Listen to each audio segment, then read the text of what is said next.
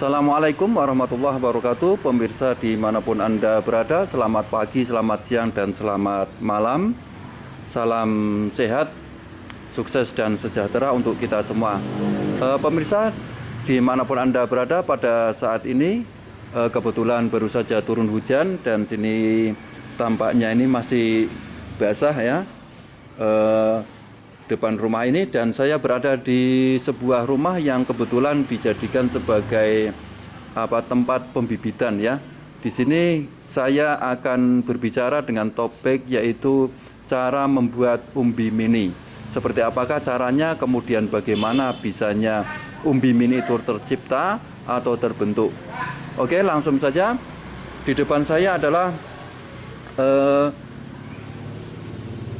pohon polybag, pohon porang polybag maksud saya, dan ini sengaja dibiarkan ya. Dulunya adalah dari bibit biji bunga ya Pak ya. Biji katak mini. Oh ya, dari bibit katak mini. Jadi ini awalnya dari bibit katak mini, kemudian di polybag, dan ini sengaja dibiarkan untuk membentuk umbi mini. Nah, ini sudah tumbuh. Saya yakin ini bukan pohon yang pertama atau bukan batang yang pertama, karena ini sudah memiliki bulbil atau katak ya. Jadi ini pohon yang keberapa Pak? Dua. Jadi ini menurut pemiliknya ini adalah yang kedua. Jadi yang pertama sudah dorman atau sudah ripah. Kemudian ini muncul tunas yang ketiga. Jadi jelas nanti kalau dilihat dari batangnya ini seperti segede sepedol ya, segede sepedol. Jadi nanti pasti hasil umbinya juga melebihi dari batang ini. Dan ini diproyeksikan atau sengaja dibentuk untuk membuat bibit umbi mini. Nah, begitulah caranya ya. Kemudian ini sudah berumur berapa Pak? Ini berarti ini dulu persiapan untuk jual beli. Oh gitu. Jadi persiapan untuk polybag, kita jual polybag itu untuk tanam antara bulan November, Desember sampai Februari, atau bulan Desember sampai bulan Februari. Nah, ini termasuk sisa tak biarkan sambil untuk melihat kira-kira nanti bisa besar berapa untuk ininya. Tapi yang jelas dibandingkan dengan yang pertama itu jelas lebih besar ini daripada untuk biji mininya.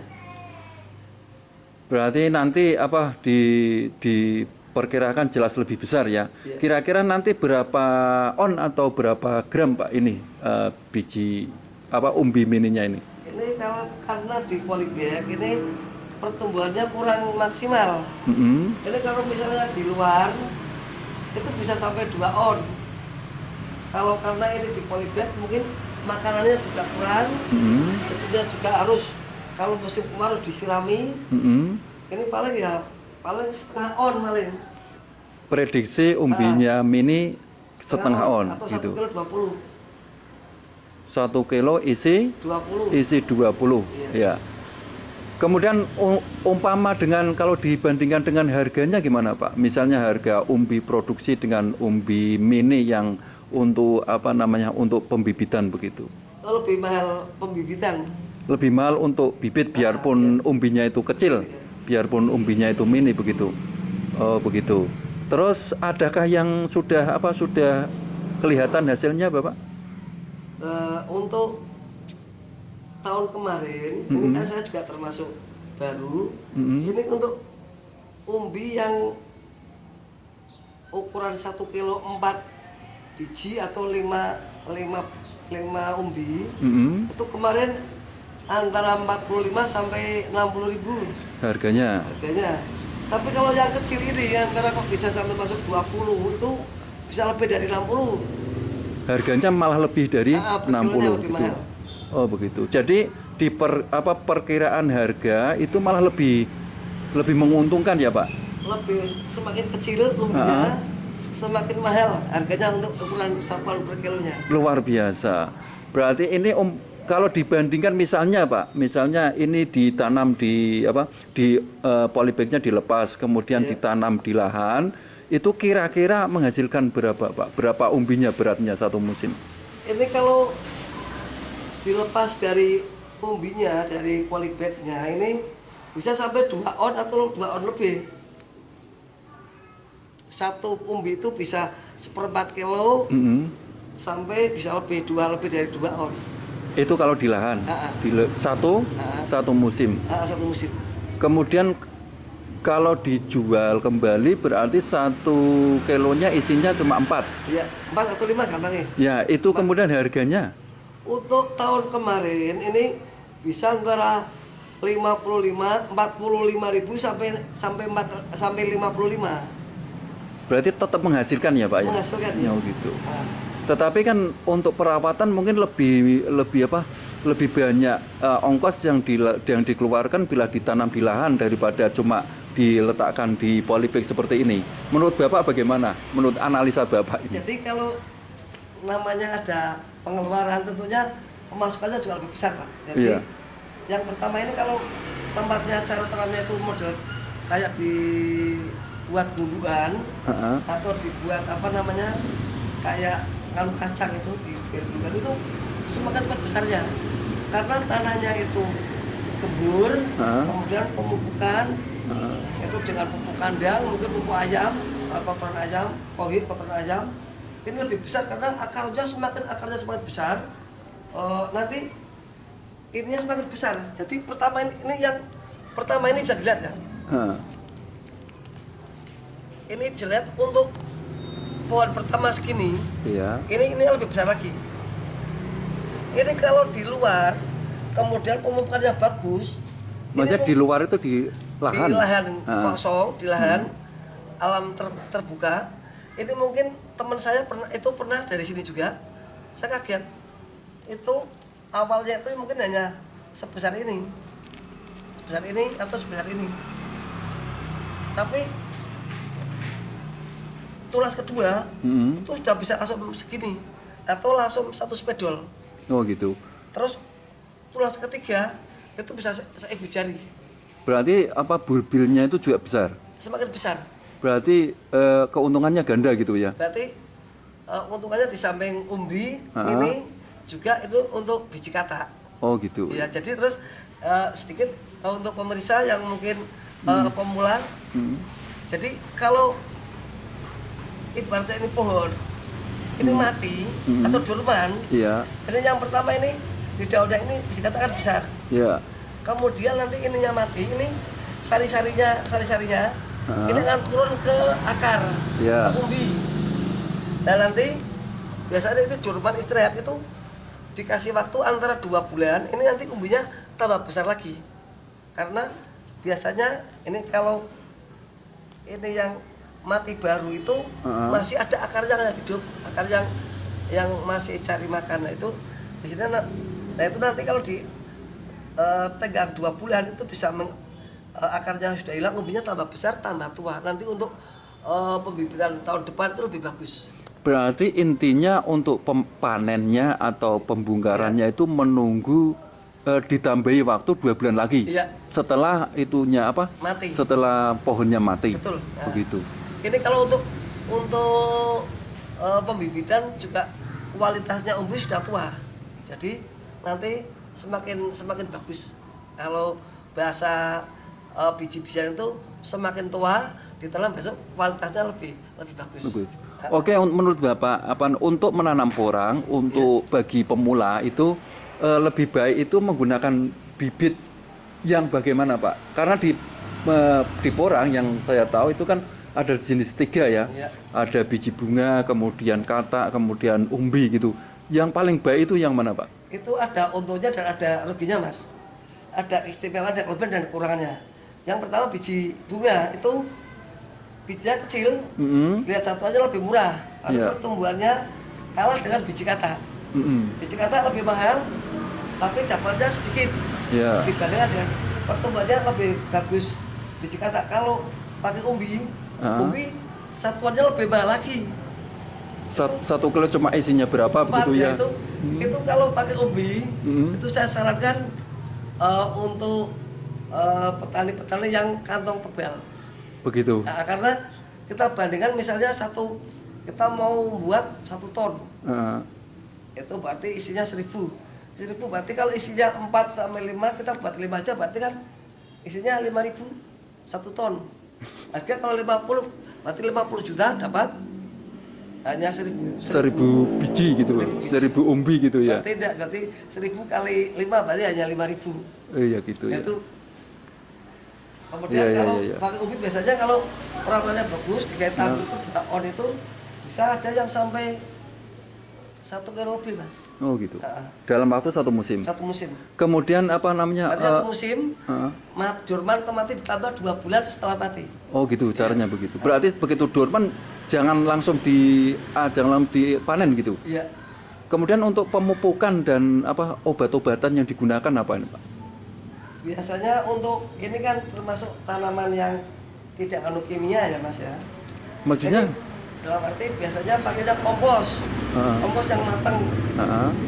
Atau mungkin kalau pupuk itu yang modelnya pupuk petrogranul Oh gitu. Pakainya kotoran itu. Kemudian untuk penyemprotan biasanya ada gangguan ini biasanya kita menggunakannya pakai itu aja, Mas.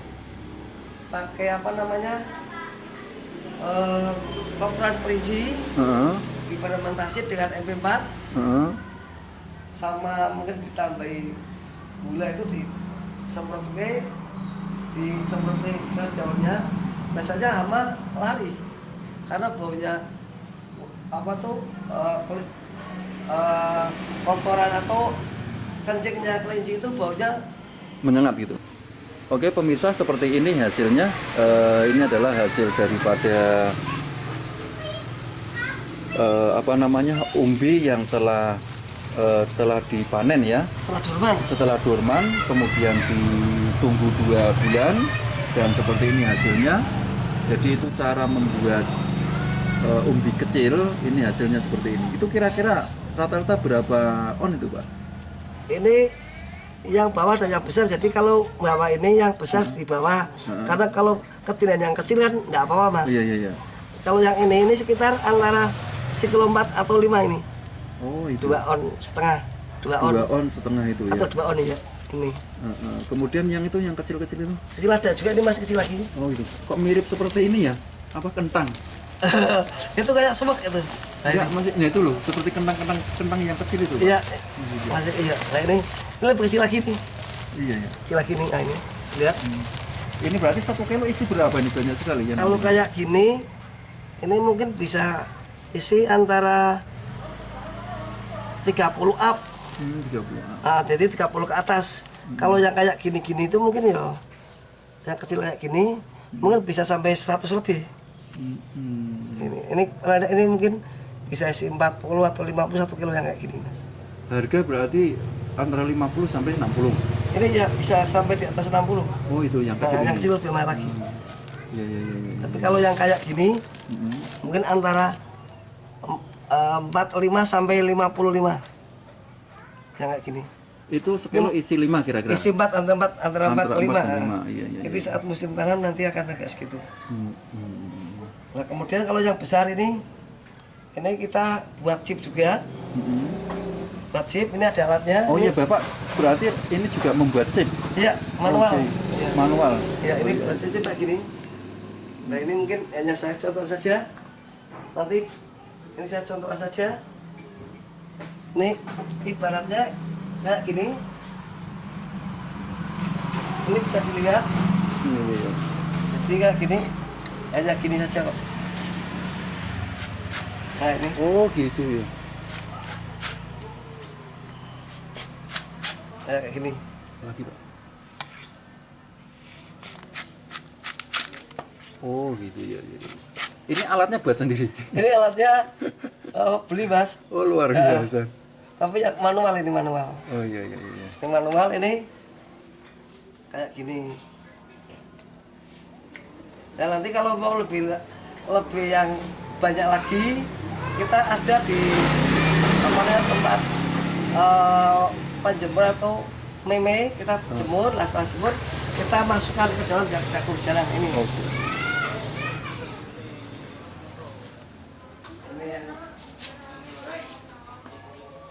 Ini yang tiga. nah ini hasilnya yang tadi dipotong ini. Iya. Ini barusan tadi setelah dipanasin kemudian ada hujan, kita masukkan ke dalam. Ini masih manual, makanya manual, ini besi. Ini Amit Sewu, ini ketebalan berapa Pak? Jadi ketebalan itu antara 6 mili sampai 1 mili. Tapi itu kondisi basah. 6 mili sampai 1 mili yang benar. Saya ulangi, 6 mili sampai 1 senti. Iya, 6 mili sampai 1 senti Ya, ketebalan. Ya benar. Nanti 6 mili sampai 1 senti. Atau maksimalnya 1 senti. Kayak gini nanti. Nanti keringnya nanti mungkin antara 5 mili atau separuh lah. Oh gitu. Nah ini pengalaman Bapak 1 kilo umbi porang itu menjadi berapa Pak? Itu lihat musimnya Mas. Maksudnya? Kalau musimnya musim hujan, ini bisa antara 1 kilo kering itu 7 kilo basah. Berarti 1 kilo umbi porang basah menjadi 1 kilo kering. 1 kilo kering gitu. Oh iya. Kalau ukuran kayak saat ini di bulan berarti bulan ini bulan antara April, mungkin bisa sampai 6 kilo basah jadi 1 kilo kering. 6 kilo basah bisa jadi 1 kilo kering untuk saat ini. Berarti 6 banding 1 ya? Iya betul. Oke. Tapi nanti kalau pas antara bulan Juli, bulan Agustus itu mungkin bisa 5 banding 1 atau mungkin bisa lebih. Oh, gitu. Arti mungkin mendekati 4 banding 1. Oh gitu. Karena rendamannya air itu semakin kemarau itu semakin kecil. Sehingga perbandingannya atau rendamannya itu mungkin bisa 4,5 kilo jadi 1 kilo atau 4 kilo jadi 1 kilo. Itu di saat nanti puncaknya antara bulan Juli Agustus. Oh, iya. Tapi kalau saat ini April ini mungkin perkiraan antara 1 banding 6 atau ketika saya 6 kilo basah di rajang itu jadi 1 kilo kering. Oke, terima kasih Pak sudah marit. Ya.